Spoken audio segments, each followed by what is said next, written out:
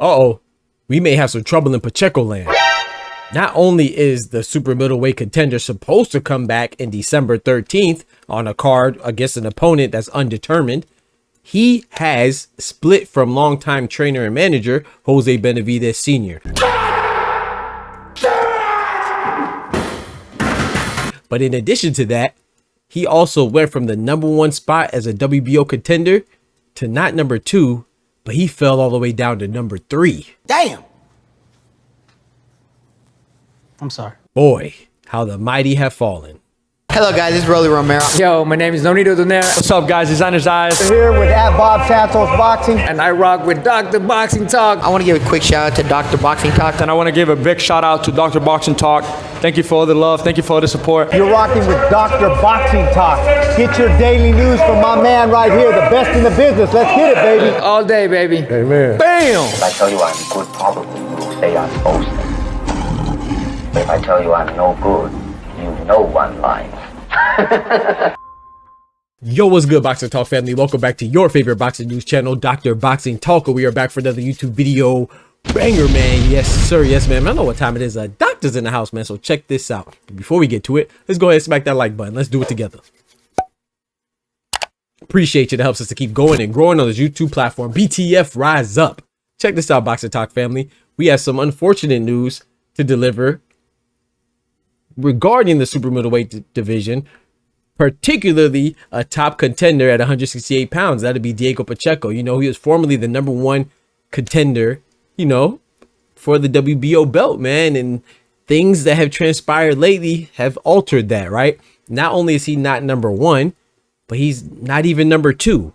Because that'll be Hamza Shiraz. And #1 is Cinnamon, you know, Saul Canelo Alvarez. So he is #3. And you could be like, you don't know if that's right. I don't know if that's right either, because Hamza Shiraz only had one fight at 168. But when he fought at 168, I'm talking about Edgar Berlanga was eating them hands like a hot potato.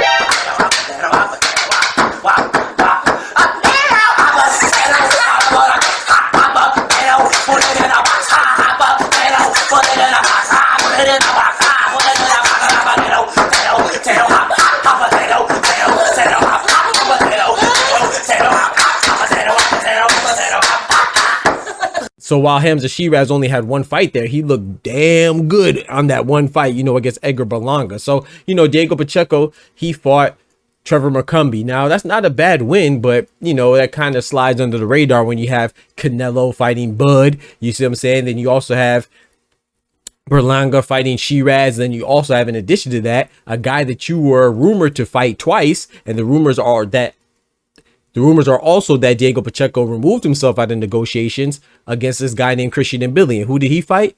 Well, he fought another top-rated contender at 168 pounds, Lester Martinez. So while Trevor McCumbee's not a bad fight and you won, but it kind of goes under the radar when you think about Trevor McCumbee already lost to Caleb Plant, and Caleb Plant was just upset by Armando Resendez. You see what I'm saying? So that fight wasn't really too, how could I say, impressive, you know, and the manner in which he won, it wasn't impressive at all, his performance. So, you know, I can understand why Diego Pacheco slipped down to #3.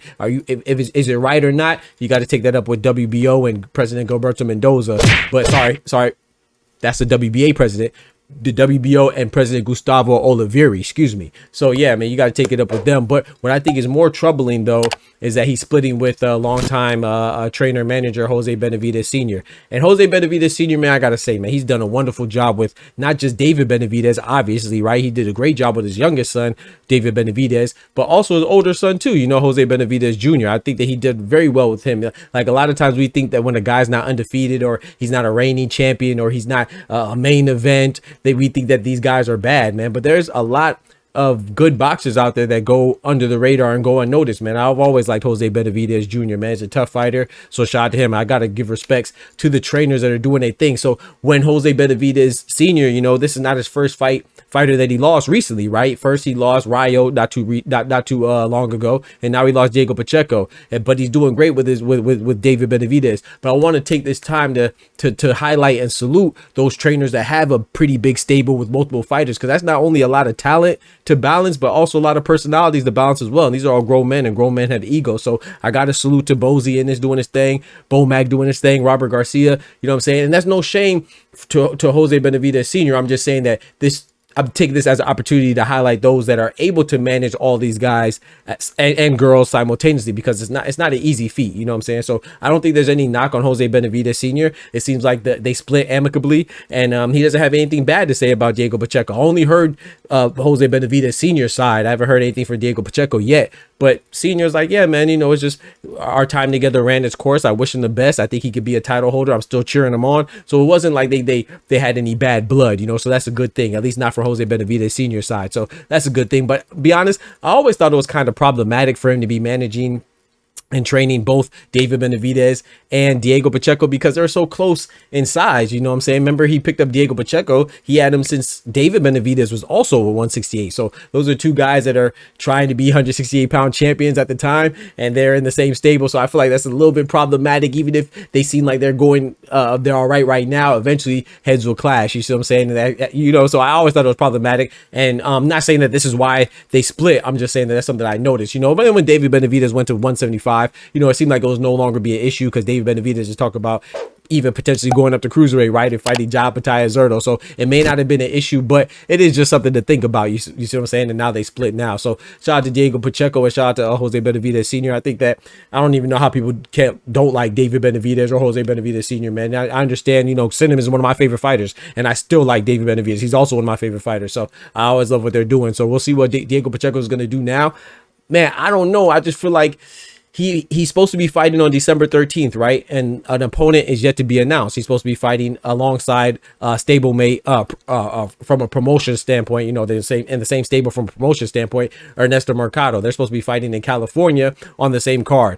So Diego Pacheco and Ernesto Mercado will join each other on the same card against opponents that are yet to be announced. Now with Diego Pacheco, in order for him to make a splash, it has to be somebody that's notable, right? Because like I said, he's number 3 of the WBO. He's no longer number 1. So, I mean, he had to fight to get people's attention and get people interested and intrigued in his next matchup. It can't just be somebody that's a run-of-the-mill guy, a pedestrian guy. He has to fight somebody like Jaime Munguia, or I would say Edgar Berlanga, but the way he got beat up by Shiraz, that won't even, I don't even think that will suffice at this moment. Maybe he could fight like a Caleb Plant, but you would think that Caleb Plant would want to get it back with Resendez. So it's like maybe he could fight Kevin Lely Sergio, and Sergio and Pacheco were linked together before. So maybe that could be the fight in December, but I just feel like that's too quick of a turnaround to fight a guy like Sergio. So I'm thinking that maybe Pacheco's gonna get like a tune-up, or like I don't even want to say a tune-up, but like just another schedule filler until he fights Sergio in 2026. But maybe he could fight Sergio in December. I just feel like that's too quick of a turnaround, but we'll see, because December is right around the corner, man. We're already in October, so I don't expect a big name, but we'll see. You know, even if he fought like a Callum Simpson, I feel like that will suffice, you know, but I just don't see that happening, you know what I'm saying? Especially with him looking for a new trainer that has yet to be announced. I don't know, man. I just feel like this person, I don't want to say disappointing, but it just won't be anybody that'll really do it for him in order to make up for what his contemporaries are doing, man. Like I said, and Billy and Martinez, man, that was a great fight. So it's going to be hard to top that, especially when you were linked to fight Billy. And according to the rumors, you're the one that removed yourself out of the negotiations, not once, but twice. And then you fought Trevor McCumbee. You see what I'm saying? So, Lester Martinez and Billy about to run it back in that fantastic fight of the year candidate. You see what I'm saying? And then Hamza Shiraz, I don't think that he would fight Hamza Shiraz in under these circumstances on this quick of a notice. And Hamza Shiraz is looking to fight still probably Cinnamon or somebody else like that, you know, or maybe even Jamal Charlo. But yeah, there's some options for Diego Pacheco, but I just don't anticipate it. I don't anticipate the options for December to be somebody that's highly ranked or somebody that's we're too familiar with, man. But y'all let me know who would y'all like to see Diego Pacheco fight, and who would you like to see him get managed or trained by, man? I feel like he has a lot of options in that regard.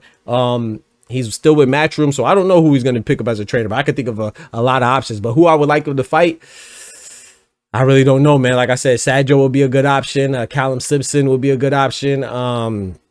Munguia would be a good option, but I just don't foresee any of those being a realistic option for December, man. But y'all let me know what y'all think about that. Don't forget to smack that like button. But most importantly, remember, with God, we could do anything.